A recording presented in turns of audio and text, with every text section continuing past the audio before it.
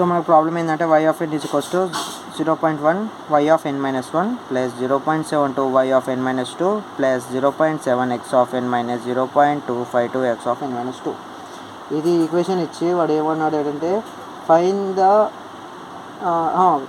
Realise the system given by the difference equation అని చెప్పి equation ఇచ్చి ప్యారలల్ ఫామ్ అన్నాడు. ప్యారలల్ ఫామ్లో మనం రియలైజ్ చేయాలి డిఫరెన్స్ ఈక్వేషన్. సో మనం ఏంటంటే దీన్ని డైరెక్ట్గా జెడ్ ట్రాన్స్ఫార్మ్ని అప్లై చేద్దాం. ఓకేనా, జెడ్ ట్రాన్స్ఫార్మ్ అప్లై చేసేస్తే అప్లై జెడ్ ట్రాన్స్ఫార్మ్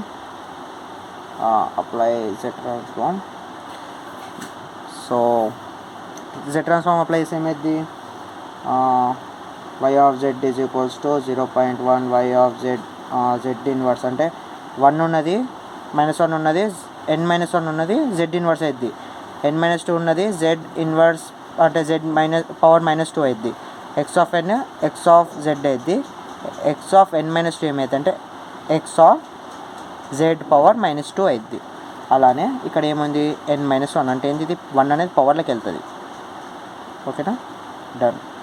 అలానే 0.72 y of z inverse 2 plus 0.7 x of z minus 0.252 x of n minus x of z inverse 2.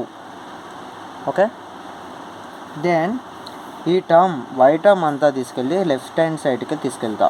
అప్పుడు ఏమైంది y of z ఇక్కడ మైనస్, ఈక్వేషన్లో మైనస్ ఉంటుంది. ఓకే, ఇక్కడ కూడా మైనస్, అప్పుడు ఏమైంది ఇది ప్లస్ అయింది, plus 0.1 y of z inverse plus ఇక్కడ ప్లస్ ఉన్నది మైనస్ అయింది, 0.72 y of z inverse 2 then equal to x of z ఎట్లుందో అట్లా ఉంచుదాం, 0.7 x of z minus 0.252 x inverse z power 2. So మనం ఏంటంటే ట్రాన్స్ఫర్ ఫంక్షన్ ట్రాన్స్ఫర్ ఫంక్షన్ ముందు transfer function అంటే ఏంది మనకి h of z is equals to y of z by x of z output by input. But ఇది మనం ఏం చేయాలంటే ఈ టర్మ్ ఉందా, ఈ టర్మ్ని మనం కామన్ తీద్దాం y of zగా.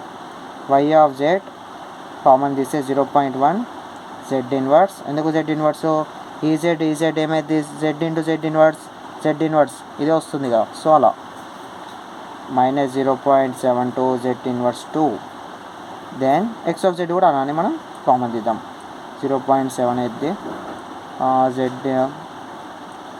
z అవసరం లేదు, z ఇంటూ z కదా. So minus 0.252 z power -2. Okay,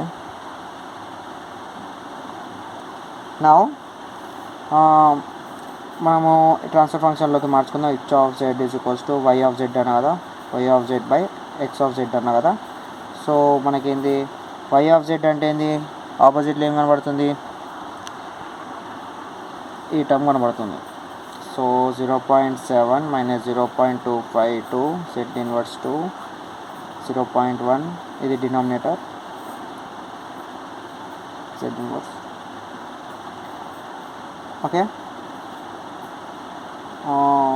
but ఒక చిన్న మిస్టేక్ చేస్తా ఇక్కడ ఏంటంటే y of z ఇక్కడ y of z కామన్ తీసినప్పుడు ఇక్కడ 1 ప్లస్ వస్తుంది. ఎందుకు 1 ప్లస్ వస్తుంది, ఇక్కడ నేను కామన్ తీసినప్పుడు y of zని కన్సిడర్ ఎందుకు చేయలేదు అంటే ఇక్కడ y of z అని రావాలి కదా లోపల కూడా కామన్ మల్టిప్లికేషన్ చేసినప్పుడు, అంటే 1 ప్లస్ వస్తుంది కదా.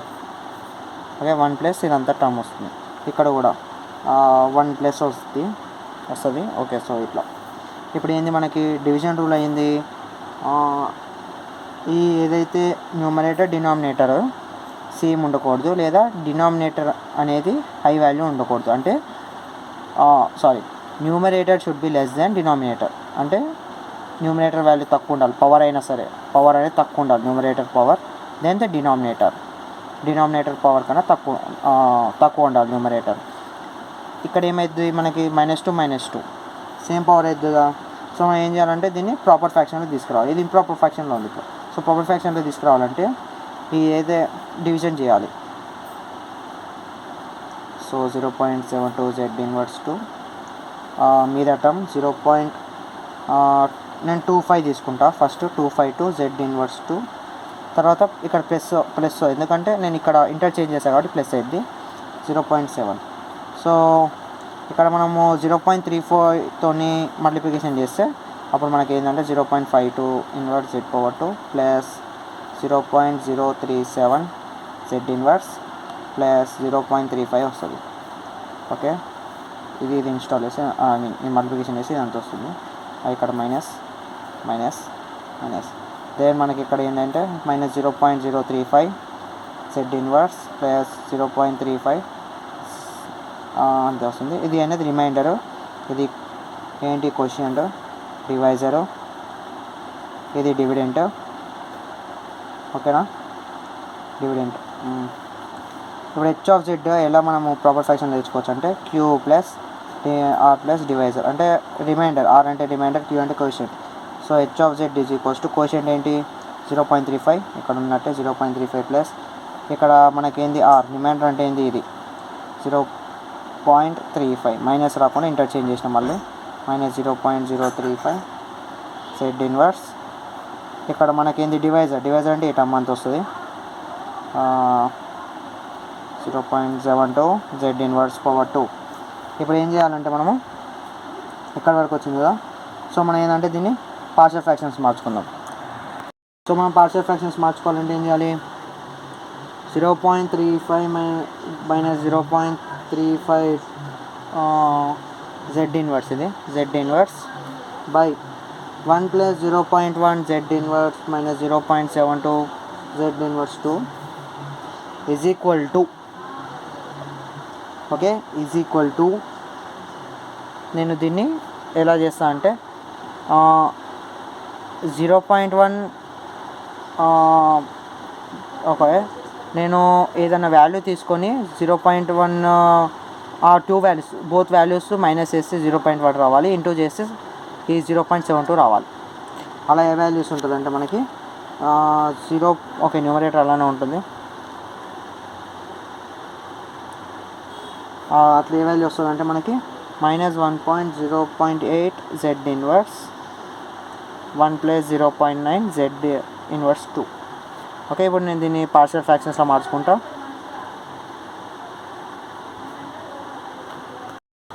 ఓకే, దెన్ బి వచ్చేసరికి 1 plus 0.9 Z inverse 2.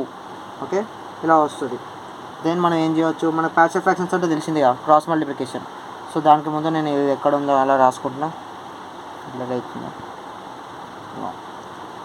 0.035 Z inverse 1 plus 0.1 Z inverse minus 0.72 Z inverse 2 is equals to A multiplication. Okay, ఇక్కడ ఇది మల్టిప్లికేషన్ అయిపోద్ది. దెన్ ఎలా ఉందో అవుట్పుట్లో లైక్ ఇది మల్టిప్లికేషన్ అయిపోతాయి డినామినేటర్స్ అని. సో ఇది క్యాన్సిల్ అయిపోద్ది మనకి. యా ఇక్కడ ఇది ఏమైందంటే మనకి ఇక సేమ్ యాక్చువల్లీ నేను ఇక్కడ రాయడం మర్చిపోయా, ఇదే ఇక్కడ రాయాలి యాక్చువల్లీ, ఎందుకంటే మనం ఇక్కడ రాసింది సారీ నేను ఇది రాయాలి. సో యా ఇక్కడ ఏది ఉందో అది రాయాలి. 1 minus 0.8 Z inverse 1 plus 0.9 Z inverse.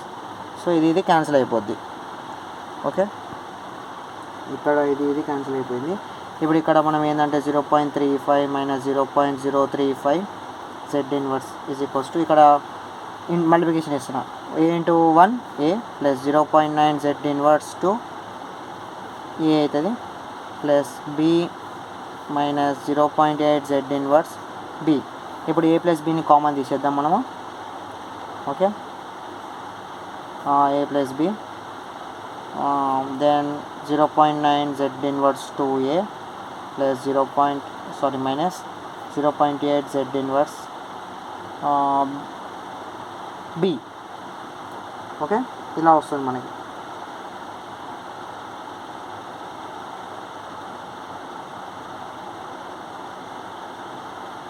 ఓకేనా, దెన్ మనము యాక్చువల్లీ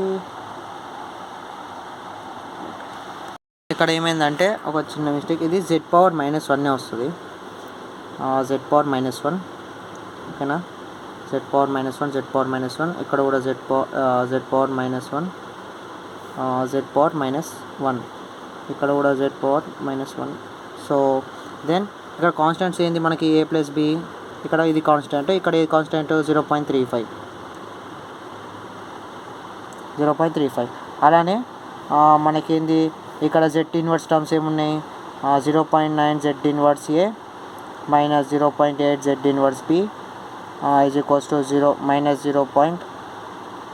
ఇక్కడ 0.35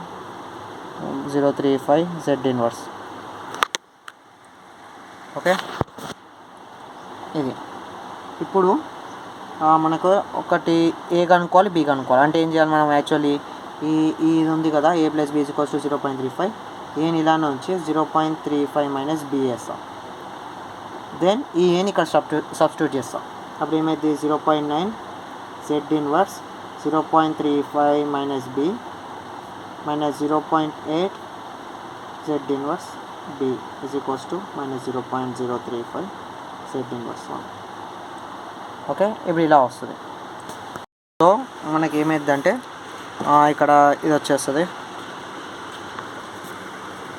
సో వెయిట్